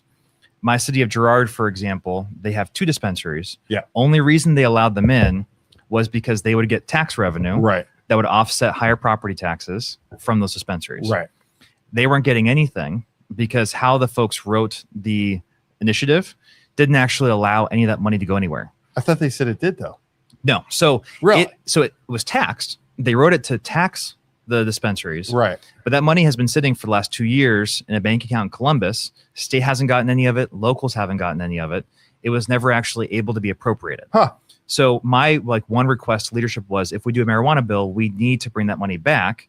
They were promised this. Right. And that was a way, frankly, the governor didn't like that, because if you take away the tax revenue from it, there's no incentive for local entities to bring the dispensaries in. Why would you do it? Right. Exactly. So that to me was the most important thing, was fixing that issue. And then there were other pieces in that bill too. But now I can't remember how many hundreds of thousands of dollars Girard has now, as one example. And Struthers. Yes, all the different ones that have them. Austintown was another. Yeah. So that was my main, we have to do this. If that's in there, I will vote yes. Wow. That's kind of how each of us has our main priority with the bill. And then you have to weigh, okay, the other things that are in there, does that outweigh your main priority? Right. And for me, that tax money getting to our locals as soon as possible was why, on top of, I don't think when voters approved that, they really approved smoking in public or driving or minors, all that type of stuff. Right. The hemp drinks that Texas fought so hard on, I'm really hoping we override the governor's veto on that. I want to override all of his vetoes. Yeah, right. Yeah, we know you don't legislative priority. But Tex probably explained that way better than I can, that bill. That's an example of kind of, thankfully it was an initiative where it didn't go in the Constitution. I think a lot of things are in our Constitution don't belong there. And then we can kind of tweak as time goes on. Right. Even the out-of-state stuff. That one to me was a little bit on the fence. You can't go to Michigan, load up your car. With that one. You're right, yeah. But that was a way to protect Got it. our dispensaries here and our businesses here. So a little bit of a waffle waffle. All right, so the unclaimed funds and their plan to drain that sucker after so long, why is it so big? And it's not, is it they're making it hard for people to get that money back is the intention, I'm assuming? So one person could say it's hard. The other person could say we're making sure that it's actually grandma getting the money and not a fraudster who's just requesting on behalf of grandma. But it is a huge pile. Have you guys checked to see if you have funds? Oh yeah, I have a bunch, and it's so freaking hard to get. I haven't followed the 900 steps to get it back. Yeah, look yourself up. Yeah, it is probably like $50 or $25. I got 4,000 stuck in there. You have 4,000 stuck in there? Yeah. Yeah. Why aren't you trying to get it? The form has so many things, like getting notary, submitting documentation. Oh, I have to go to get a notary? You want to do it for me? I'll give you 10% if you do the whole thing for me. No. This is how deals are done. Yeah, no, I don't want to do it. It sucks. And I've printed it a bunch of times, and I'm just like, man, this is going to take me 5 hours to get. So I just haven't had time. We passed a bill in the House, I think it's in the Senate, to make that process easier while trying not to remove some of the safeguards. But there has to be some, like a notary to make sure that, when you're requesting it, it is you with your driver's license. And it's not someone who just looked your name up, got your info, and said that, I'm Isaac and I'm requesting this. But if the state's going to drain it anyway, they might as well put cash in envelopes, mail it out. At least it's going to get in somebody's pocket other than the government. Virginia just said, I got you. She's a notary. Thank you. Appreciate it. She can't even charge you $7. Hey, Virginia, I'll give you 10% of Joe's money if you help me fraud his $4,000. Joe's over there like, I don't got time to get my $4,000. Like, Virginia, that's the guy. We can take his money right there. He won't even notice. Sorry. That's an industry. Yeah, right. So what we drained was a portion that essentially can never be really requested. It was money that was probably, if I remember correctly, from the 70s back. Are we talking about the Brown Stadium right now? It connects. It connects. That's what I wanted to get to. Yeah. Well, yep. I need that to be out there. You guys are going through I'll let you ask that part of the question. It's not direct. It's fine. It's an indirect. Okay, go ahead. Oh, that's a fun one. So we essentially took that money that no one could even request anyway. It's just been sitting there. The interest can't go anywhere. It literally is just sunken cash. And the money that's probably 1970s forward could, in theory, still be collected or requested. So that's still sitting there. But there should be a process, and I think we've kind of learned that through this, of at some point you should move that money out and actually use it for taxpayers or for some public purpose. How much money's in that fund? A couple billion. I think it's around billion. Yes. It's huge. Yes. Billion.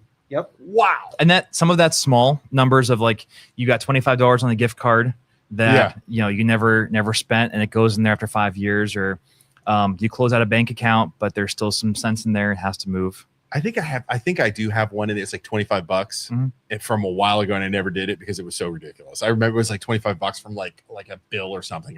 I paid too much on or something like that. So wow. But if it's just sitting there, it's not doing any good for anything.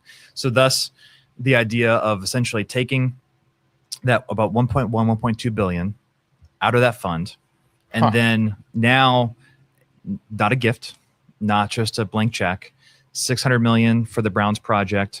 I know, where I'm a Steelers fan. So dude, I'm a Browns fan and I don't want that. It's ridiculous. The positive though is so that 600 million going towards that project.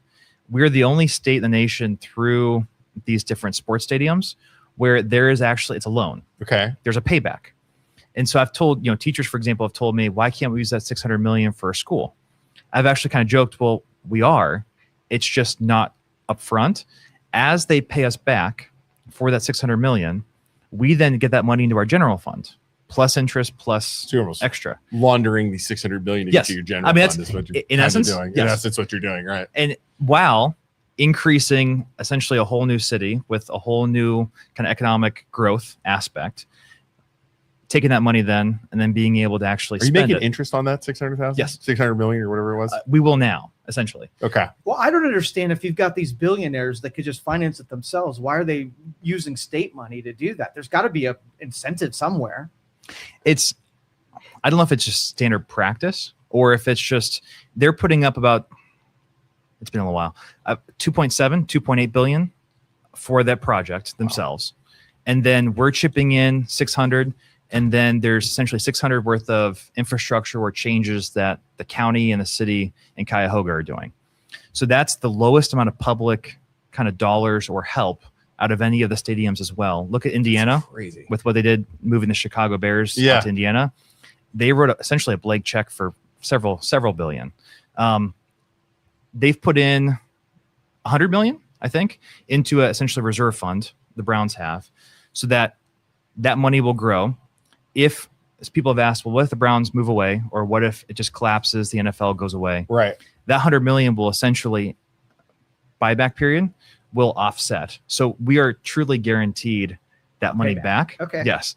Plus, and then that money then goes to pay for all the different general fund things at the state level. Okay. It's secured. Yeah. It's got loan payback Yep. arrangements. Yep. And it's a little more palatable that way. Yes.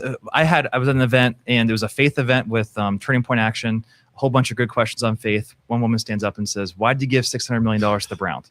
And I just laughed and I said, well, where have you said that we gave it? And she said, the newspaper. And I said, exactly. If you actually look at the bill, not a gift, not just a check, a loan. The newspapers and the media, did they drive you crazy as an elected official? Careful, Dave. Political response. So we get careful, Dave. Are we talking to Dave here? What do you think of the local media? Well, no, I chuckled because I do have a pretty good relationship with a lot of reporters. Yeah. So it's been very helpful. My whole thing is trying to get the information out to people. Right. I write press releases, they publish them. So it's worked out pretty well. Okay. But on those types of big issues where, it's the national or it's the statewide, that's where I get very frustrated. I clip a lot of articles and just say, one last week, a school was complaining, school's losing millions of dollars. Right. I said, no, headline should be taxpayers saving several billion, voters decide. Well, that's like Catrona's bill. I kind of went at WKBN. Let me rephrase that. I always go at WKBN because I think they're terrible. My opinion, in case you guys want to sue us. Catrona has a law, or is passing a law that pays, and again, this is back to the Ursuline thing where people think I don't like private schools. Resource officers, okay? There's a law that Catrona is passing that says, okay, it's going to help resource officers stay in private schools, okay? Mm-hmm. in our environment right now, what do you think everybody's immediately started talking about? Why are private schools getting free resource officers? Blah, blah, blah, blah, blah, right? Guess what? They 1090 the schools, 1099 and pay those resources officers already. Stupid WKBN doesn't put that little tidbit in their article. Why do you think they do that? So they can get freaking clicks and hits and all that stuff on their article. Right. Inflammatory. I have to freaking be the one that takes their article. I go in all the comments and fix everything that everybody's saying. And then I share it to our page and say, this is what's really happening. By the way, and remember a year ago, everybody hated me at the private schools because of freaking Ursula, right? So it's like they do this stuff for clicks and hits. They 100%. leave stuff purposely out and it drives me freaking crazy. I always tell folks, if you get upset over something you see, fine. Yeah. But ask someone first and just make sure that how it's reported is actually what's happening. I immediately called Chief Wilson of Poland Township, and he immediately said, yeah, that article sucks. This is what I told them, and they didn't do it. I mean, they purposely didn't do it. It's just, don't get me started. When Isaac, Joe, and I have to be the people that are freaking bringing logic and reason to the media, there's a problem. Another perfect example of that, I'm sure Tex brought up the libraries. He did. Yes. Did he bring him out? I don't remember. I don't know. How he usually does. So last year during budget, we fund libraries at the state level the most out of any state in the nation. Okay. Almost double the next closest. The governor requested an extra $100 million for library funding. That was far, far too much. We decreased that down to an extra $10 million of library funding. The amount of coverage, libraries slashed, library budgets cut, libraries can't do this anymore. That was all the headlines. That was what they were pushing. And it was actually still more money than what they were getting. Than what they're currently getting. About. But it was slashed. One certain paper loves to use the word slash in Columbus. Budget slash. Columbus Dispatch. Yes. That's the only one I know. So that's when it's frustrating is you're trying to get the message out. And I did. I went on all the libraries, Facebook pages, and I would respond to all the comments and just make sure, because you get the information out there, and then people are like, okay. Yeah. I see. You go into the comments and respond a lot. I noticed he does do that a lot. I was impressed. It's like, it's got to be careful in those comments. So do you think libraries are still a proper instrument, or do you think it's a nicety? Do you think they're still, required in our cities and whatnot? Yeah, we still need them. They've shifted. They're now essentially, especially in my area, I have all the rural parts of Ashtabula and Trumbull. COVID was a good example. People didn't have internet at home. My parents just got internet last year. Wow. So where did they go? They went to the library. Really? Yes. That's necessity. More of your urban areas, I have a library back home that they're now renting out or loaning out more like tools and equipment than they are actual books or those types of things. That's cool. Did you know the Poland Library rents out freaking metal detectors? They rent metal detectors. They're in metal detectors. Sorry, there was totally time to talk about equipment. I had no idea. Yeah, there you go. If you need a metal detector, you can go rent it at the library now. Sorry. Imagine pickaxes and pointy objects. That's what this library was renting out. Nice. Pickaxes and pointy objects? Yes. And they have a huge homeless population right there. Oh, wow. Really? Yes. So, there's questions over, their mission creep is very far. And if we're spending so much on them, is that really with necessity? But we do fund them the best out of any state in the nation. Well, our library up here, they do a really fantastic job because they're not, patrons don't come there, sit around, read books and get on the internet. They have a studio where somebody can do podcasting, and they have 3D printers so someone can play around and experiment. Right. They have events and some cultural expos and stuff like that. So you're right; they have to be utilized differently in order to play a role. Almost more community center focused, as opposed to like the abolished tax people. At least ones in Mahoney County are 100% against libraries, like across the board. They don't want them. They want to shut them down. They want one in every county. Is what? When's the last time you went to a library, Luke? Whoa. What? Hold on, I'm thinking. Lucas, how old's Lucas? 14? Yeah. Probably 10 years ago. Okay. like a read a book thing. Right. You're blood. I gave blood. No, that's not true. Last year I gave blood at the library. They had a blood drive at the Poland Library. I was more suggesting went there for the proper use of the library, not just having. When's the last time I read a book? When is it? 21 years ago, I read that was just my point. That was my Hobbit on my honeymoon. That's the last book, like the full book I sat down and read. We have not saying anything else. We have way too many of them though.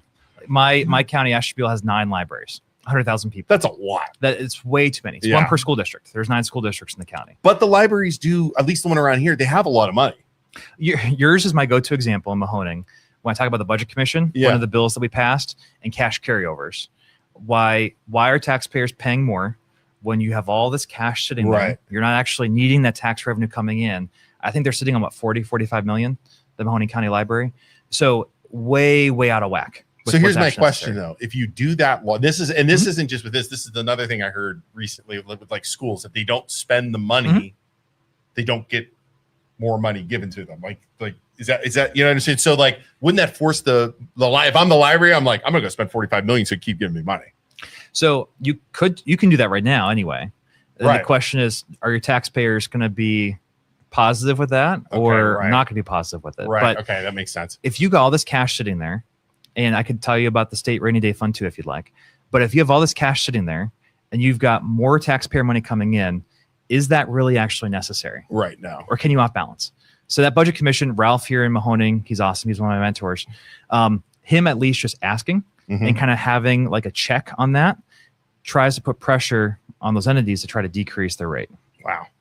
Now, the industrialists that funded a lot of the library construction, is that money still around or is that about depleted? That's a good question. Carnegie? I don't know. There's a Carnegie library in Conneaut. It's actually getting torn down, I think, next week. Wow. Turn it in his grave. That's what he'd be doing. Yeah, right. That was his way of saying, I'm sorry. And now you tore it down. Yes. Yeah. That's pretty much. We don't have Elon Musk libraries yet. But. No, not yet. That will be. Okay, wait. I might have to tell him earmuffs to put his for the joke I'm about to make right now. Okay, yeah. Mike Ferguson just said, "Oh, I'm sure he read a book on his honeymoon." This guy, I don't know about you, but on my honeymoon there was a lot of extra time because it was quick. Get it? Got it. Sorry. All right. You Sorry, got Dave. it. You got it. I just sit here and smile. How come we never see politicians talking about having too many politicians? If government at all levels must shrink, should not these initiatives lead by example and make their first push to shrink their own ranks? But you start spreading political power over many more people, then you get less influential people in the mix. That might be a... How many people do you think I represent? Shoot, so you're in top of northern Trumbull County, right? Yep. Are you all of Trumbull County? No, northern. 3/4 of Trumbull, all the rural parts of Trumbull. Okay. Going down to the Mahoning County line, Hubbard, Girard, and then 3/4 of Ashtabula. We're at Ashtabula. I'm sorry. All south of 90. South of 90. So you're not up by like Conneaut or anything like that. No. 100,000? I'm going to say 180. 125. Oh, okay. So each state rep represents 125,000 people. Okay. Each state senator is 3 state reps. So they represent about 400,000 people. Each congressman represents about 900,000 people. Wow. Each township trustee represents probably on average about 4,000 to 5,000 people. Who are you closest to? You're closest to those that are at the local. Yes. Right. Yeah. So you can erase, there's 99 state reps. You can go down to 33 if you'd like, but that means that you're now represented by a lot less people. And is that better for you? Ooh, that's a good point. Or is that worse? Right. So can I ask him a question without you getting mad at me from your list? Because I have a feeling this was on there too. Are ahead. you out of questions on your list? No, I have a couple more. Go ahead. Okay. So redistricting and gerrymandering in Ohio. And, that lend what you were just talking about, the feeling that we need to, create more legislators to represent populations that they can actually represent, and then putting common interests on those that representation instead of like political districting. What are your thoughts? Like, how are we in the whole compares to all the other states versus, that kind of thing? So we're better. Look at what they're doing in Virginia right now. They're going from, I think, a 6-4 congressional map to a 9-1 congressional map. What does that mean? 9? So 9 Democrats, 1 Republican. Really? Okay. Yes. Look at Illinois, look at New York, look at California. Ohio, even though we are, there's less Democrats obviously than Republicans, we're actually pretty balanced comparatively. Our process is wonky. It's actually because we voted in 2018 for our current process. The voters decided that. Yeah. Issue 1 in 2024, I was unopposed, ironically. So I spent a lot of time traveling around the state fighting against that. Issue 1 would have created an independent commission. Yeah, that was nuts. Do you It was remember a that? horrible issue. Yeah, that was crazy. That's where a lot of states are. So we're much better than that. My district is a perfect example. If folks look at it, it looks kind of gerrymandered. It looks a little bit weird, jaggy. But I remind people, demographically, it's very similar. It's all the rural parts of 2 counties. To get 125,000 people out of that kind of demographic, you have to take in some cities, right? Not have certain townships. It's like a jigsaw. And so you are kind of playing with different populations. There are some districts that are 100% gerrymandered. They were picked because one person lived here and they had to make sure that they were either in there or not in there. But when you actually take a step back and you take the people out and just look at who's actually living there, most of our districts are pretty good. Perfect example, Nick Santucci in Trumbull. He represents a Democrat district. That district should not be a Republican-held district. There are about 7 or 8% more Democrats in that district than Republicans. He's a Republican. People could look at that and say, well, you gerrymandered that to get a Republican in there when it should be a Democrat. No, the Trumbull County Democrat Party is so inept and unable to actually function that they can't actually challenge someone effectively. And thus we have a great Republican there because no Democrat's able to actually take him out. That's a big piece of, we have probably 6 or 7 districts on the Republican side in the House that we should not have, but we do because the Democrat Party has just left their party, all those different pieces. And it's actually, we're just doing better at it. So now the horse trading that in this last round, where part of Cincinnati for part of Akron, like what's the strategy in that? And is that all politics, or was there a reason for that? That I'm not entirely sure, but yes, probably more political. If we could have, we could have easily gone to a district map where there's only one Democrat in the state. We could have actually done that, just like Virginia is, which is crazy. That's wrong. Yeah, right. We didn't do that. And so then you're trading back and forth. Democrats and Republicans are in that room together, and they're looking at where does it actually make sense? What's moving? I don't think we traded Cincinnati for Akron. I think it was more Northwest Ohio, Marcy Kaptur's district. That is one where Democrats should not have it. They have, because she's essentially been mapped to keep it. Okay. Now she's not mapped to keep it anymore because it's just reality. But in order to do that, even just moving districts around, you then made Akron and you made Cincinnati essentially safe for Democrats. So there's the question, should it be strictly representational? If it is, then you're actually creating maps, not based on demographics or people, but based on politics. Which is what we don't want. Yeah, right. That's bad. Yeah. So I'm going to draw the maps out using AI, and I'm just going to put a formula of interest and how people need to be represented and how important those representations. That's a great and idea. It'll draw that shit out without any human. There you go. That's a good idea. Yep. But that map will be horrible in the sense of it'll look super gerrymandered, because you're essentially not keeping communities together. You're focusing on just purely the demographics of the people itself. Well, my formulas could be pretty complicated. I'll make them good. I'll make them really good. I'd be curious. In the comments right now, I'm getting destroyed by Mike and Scott. Go up a little bit, Joe. I gotta show you. No. Yeah, you guys will all enjoy this. Get profane? Is that what No, I did? as I get destroyed by my quote friends here. Greg Day says Luke's a sprinter, not a marathon. Talking about my honeymoon. The early finisher. Dave's, can we fix sports betting in Ohio? We want college prop bets back. Also online casinos. What'd you think of that stuff? We're trying for the online casino side. That is a very slippery slope. Okay. I had a bill to allow online charitable gaming. Charitable gaming? Yes, Okay. for raffles. Technically in the state of Ohio, if you buy a raffle ticket online for a fire department or for a school, It's online betting. it's actually illegal. Really? It's done tremendously. Like, it's crazy how often it's done, but it's technically illegal. Attorney General was going after fire departments for doing these online raffles. So online raffle is I log onto a website and buy a ticket. Or you just simply I Venmo somebody Yes. $100. that is dude, technically illegal. I do that all the Yes. time. That's my MLO floor. bros are going to get shut down. My floor Wow. speech was that, where essentially I broke the law each day of the weekend because I bought a ticket for a different. Yeah. So, but that bill, perfect example of crazy how all these different interests. You have the very conservative, socially folks that want no expansion of anything in terms of gaming. Mm-hmm. You have the casinos. You have the online sports betting folks. You've got then the nonprofits. And how do you weave all those interests Right. So I don't know if we're going to make any changes with online gaming or betting or anything like that, but it's a very, very thin line. Is the Catholic Church one of the ones that are against a lot of the online gambling and stuff like that? Direct competition, you mean?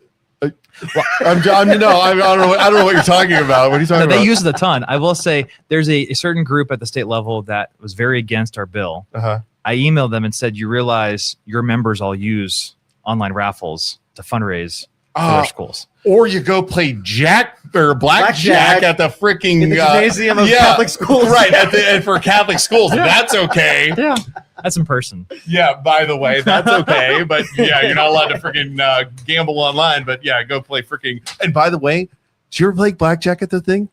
They freaking on a tie, the Catholic Church wins. Yes.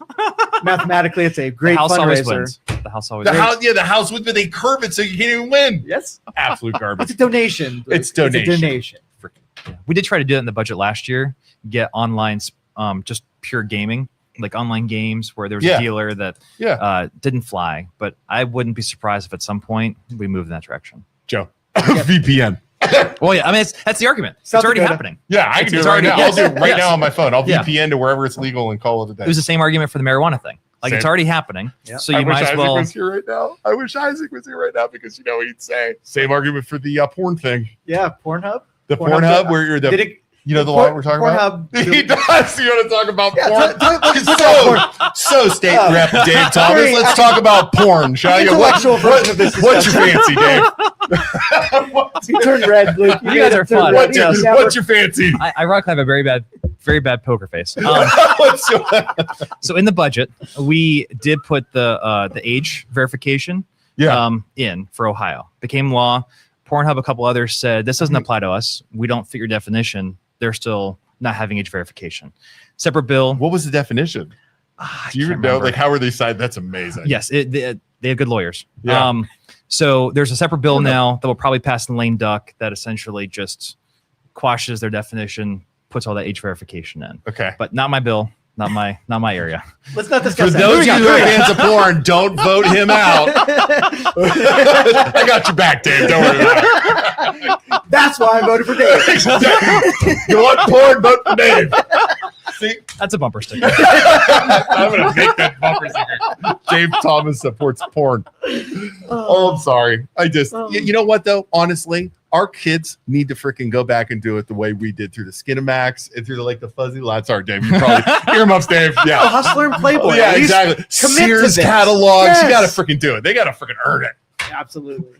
Don't tell. You doing Verb today? Is that what I saw? Usually I do it on Thursdays, but couldn't do it yesterday. I think next Thursday. So I try to call in every. So you're not going in on Verb today? No. Because if you were, you have to freaking be like he's going to be like, hey, what's up? Oh, I was on the MLO. Just say that to him. It'll make him mad. He actually, to be honest with you, did I tell you Verb met Isaac? Yeah. And they got along and it was all good. And, you know, Verb's a good dude. He really acts like he doesn't know who we are, but he totally knows who we are. But dude's got a great sense of humor. He does. But when he's not behind the mic, he's amazing. Fun story, Dave. At one point, Verb had said live on the air that he didn't know who the MLO Bros were. So we got all of our followers. You remember we did this? I did. I was listening. And for 4 hours, we called into a show. We streamed it live, and we had all of our followers call in and be like, "Hey, first time listener, first time caller, long time listener," and just hammer him. I heard about you on the MLO Bros. Dude, it was so. And actually, he talked to us. He said that was hysterical. Yeah, so he's a good. He's great. He appreciates. Another perfect example of just getting the word out. Yeah, and just talking directly to people. Yeah. Oh, we were judging you here today whether or not you would go total stump speech on us or you'd be relatable and have conversations. I give you an A. Oh, 100%. Absolutely an A. 100%. So what do you have? You have something else today, though, right? You're going somewhere I'm else? actually going to Roaming Shores up in Ashtabula, doing a talk on taxes there, going to a school.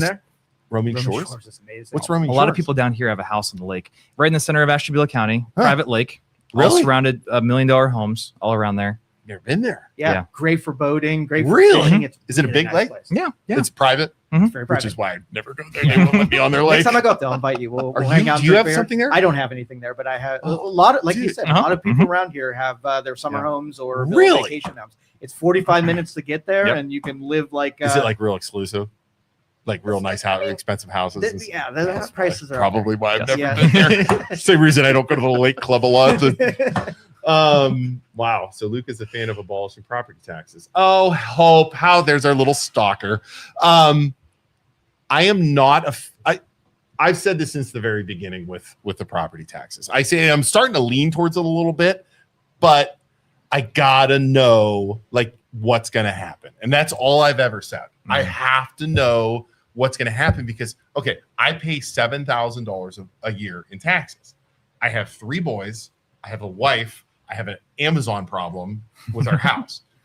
I honestly think if you do the math, now I'm not saying it's going to be 20% like DeWine got up. I don't think it'll be that.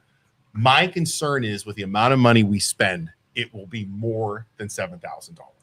That's my concern. And if you want to abolish taxes, fine, but show me I'm not going to spend more than $7,000. That's it. So 2 things. First, the 20% that the governor shared, that's impossible. Here's a great example of that. Yeah. Why not go then to Pennsylvania? We would have huge losses. 20%, just no taxpayer would actually approve of that or accept it. And so you're not going to be able to raise it that high, which means you can't bring in the revenue that we currently have. Right. And that gets back into then we have to cut. We'd have to actually decrease what we're spending. And then the question is, where do you cut? What do you cut? Which we need to, but how much would you actually have to decrease that $24 billion down?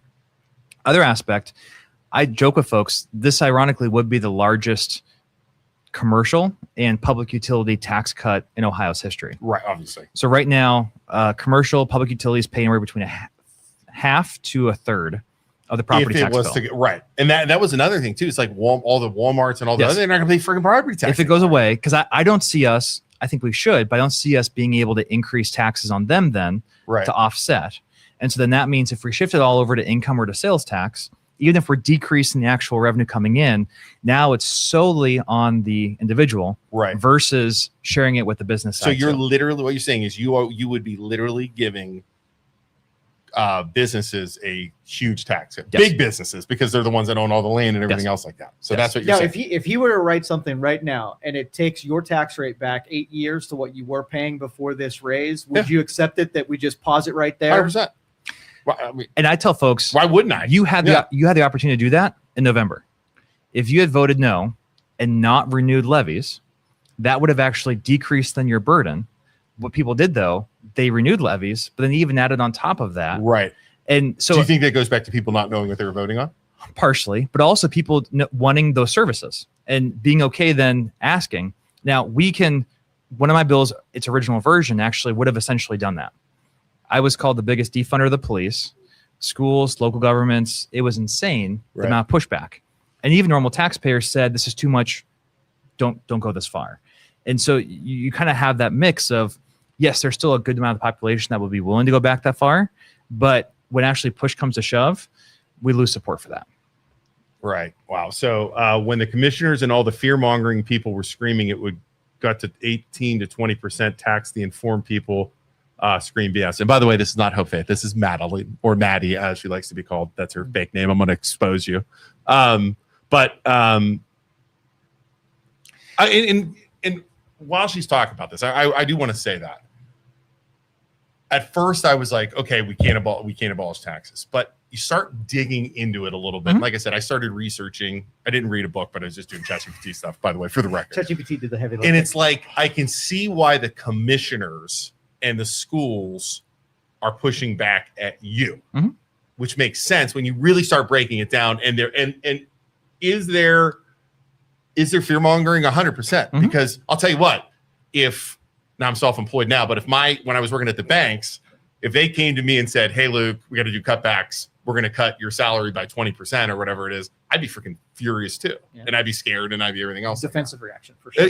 Defensive reaction, and I could see why they're doing that. Yeah, you add in government, and you just add in that there's natural just increases, or there's a progression where you keep growing. Right. You add in all the extra COVID money, for example.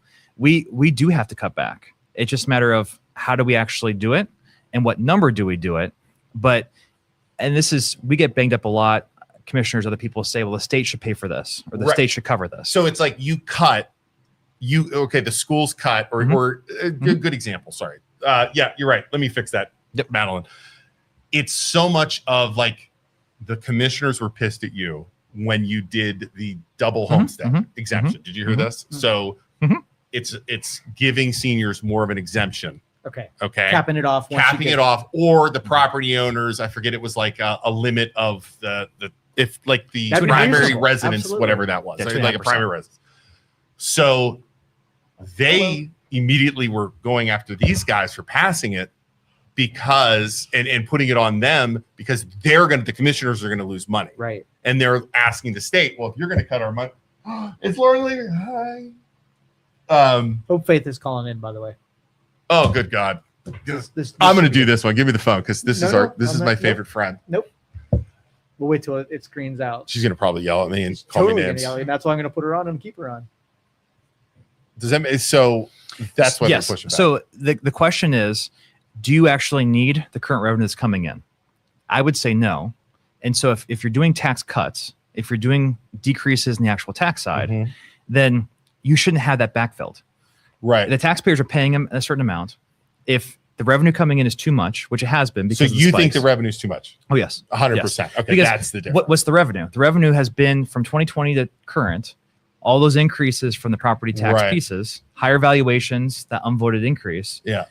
They've used it because that's what government does. Gotcha. You get money coming in, you use it, but it's too much. So you think it's too much? Well, it's a basic thing of state thinks it's too much. Yeah. Commissioners and everybody else don't think it's enough. Right.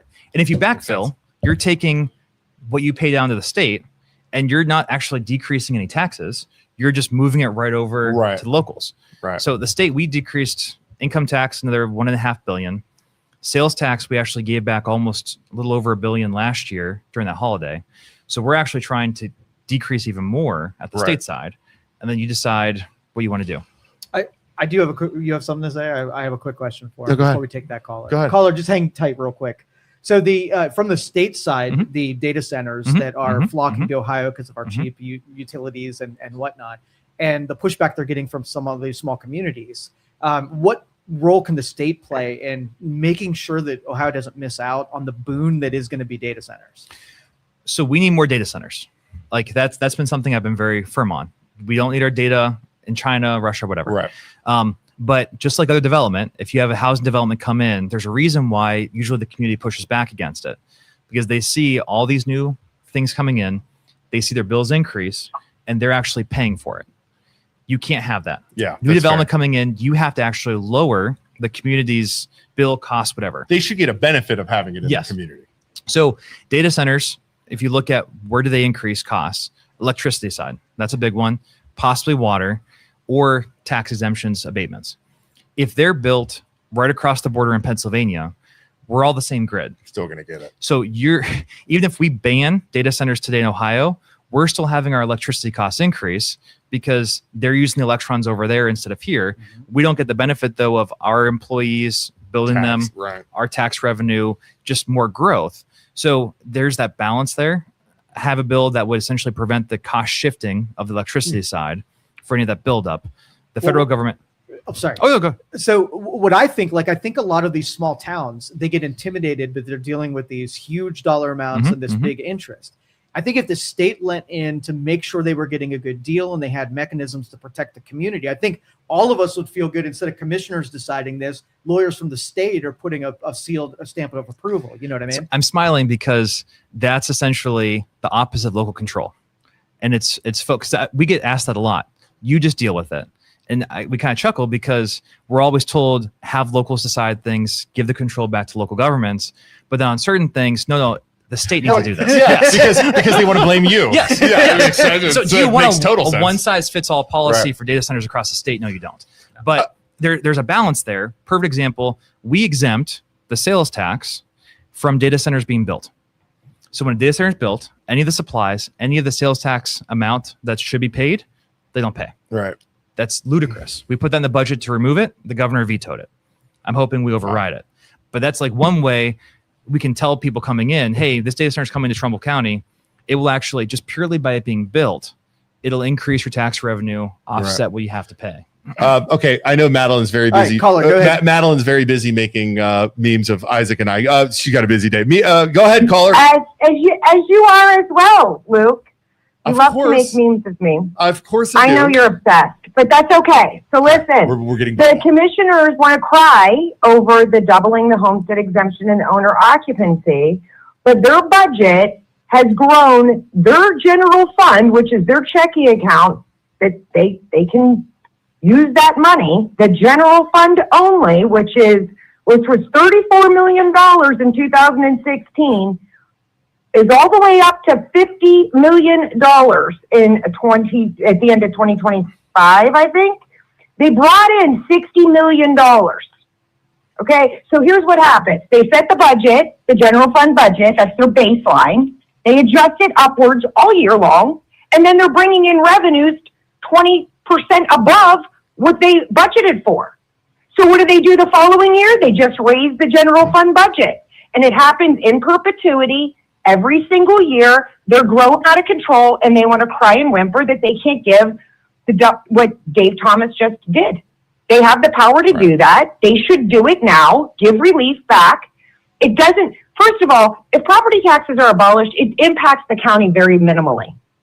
It's the schools, the fire, and police that are the concern, which 70%. nobody ever wants to get rid of. Right. So whoever's saying that's a joke.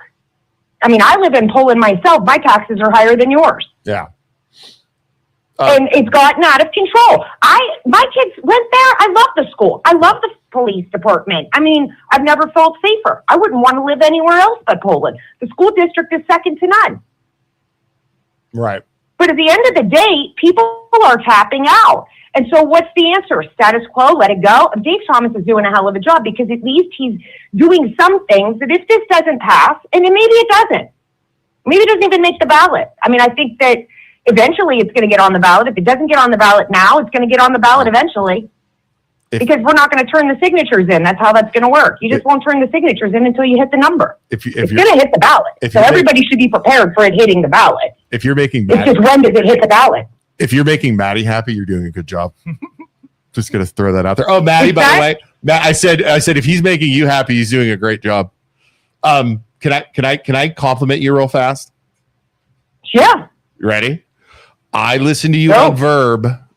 What was it, a week or two ago? And you did a good job talking and explaining the taxes.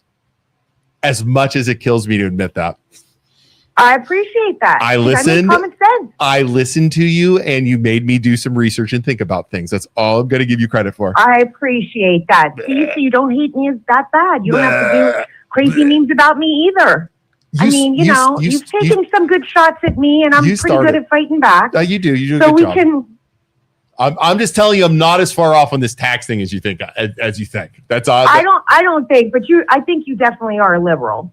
You're a liberal. It depends on the topic. You are.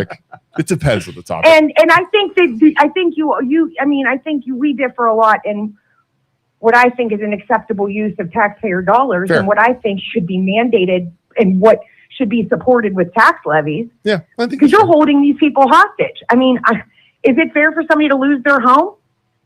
And I know they're voted on, but thank God for Dave Thomas because he's making sense on when they're voted on and putting caps on things. Actually, we'll ask him that. All right. Seriously, thanks for calling, Maddie. All right. Bye. I'm going to ask you that one too. Was that good? You had a little kumbaya thing. It kind of shifted. It felt like it wanted to go in the other direction. With her since the beginning of time. Yeah. So good on you. Good I'm trying here. Yeah. I'm trying. Good. I'm trying to move forward. She likes you, Dave. She likes you a lot. She likes you. I mean, she's very nice. She likes you. Opinion. She likes you. She only slightly Leslie hates me right now. I'll take it. Seniors losing homes, and we got a couple more minutes. We got to go because we get 2 hours to get cut off. We'll just cut you off right at the 2 hour mark.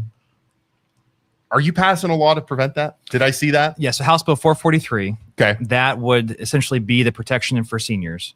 Right now, that happens very, very, very rarely, but it happens, and it can. And I think it scares seniors.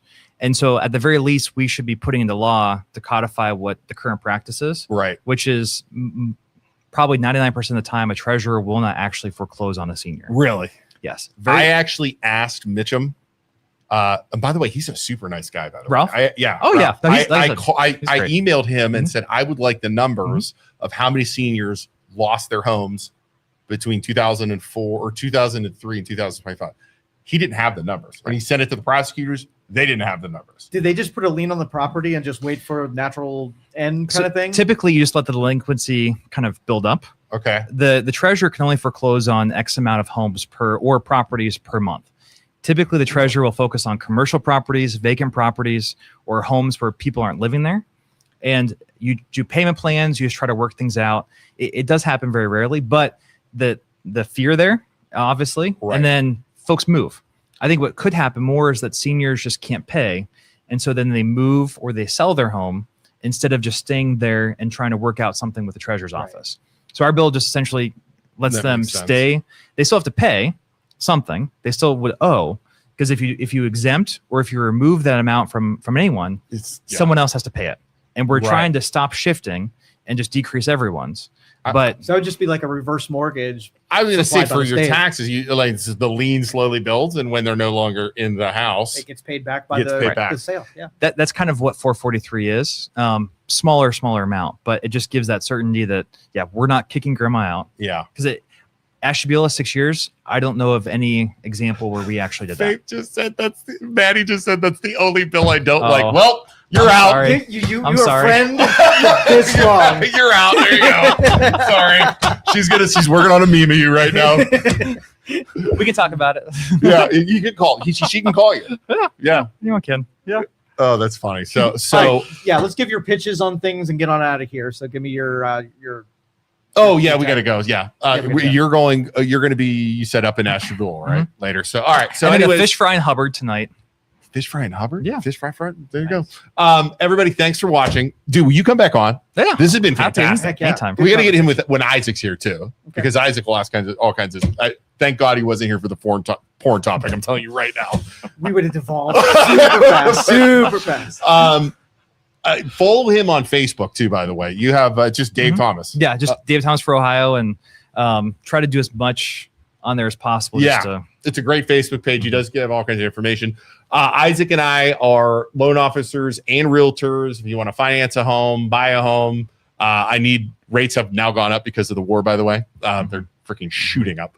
But we'd love to help you guys out. Call us, message us. Joe want to do a podcast. That's the Joe wants to do a podcast. Call Joe. Call Youngstown. If you want to sponsor our show, we actually have people asking in the comments. Please call Joe. Yeah. Call Youngstown Studio. We'll take more sponsors. Menchie's and also Senior Solutions currently sponsoring us. Awesome. Make sure you go. 20%. Dude, do you ever go to Menchie's? No. Menchie's in Boardman. Go get some ice cream right now before your thing. Or it's not ice cream. It's froyo. It's amazing. You build your little thing. 20% off if you mention us. Nice. So there you go. Already created. Okay, there you go. Dude, wait, look, real fast. Mike Firm says has already created the Facebook page. Dave Thomas loves porn. See, that is the real risk of doing this show, Dave. The real risk. Our followers are now all like trending now on Facebook. Dave Thomas loves porn. This is the Howard Stern of Youngstown. And he uses good news. All right, everybody. Well, thanks for watching. Dave, thanks a lot for coming on. We appreciate it, guys. We'll see you guys all Tuesday. Thank you for listening to this show on Youngstown Studio. This is original Youngstown content. Feel free to share our videos and tell your friends about us. Don't forget to subscribe to our YouTube channel.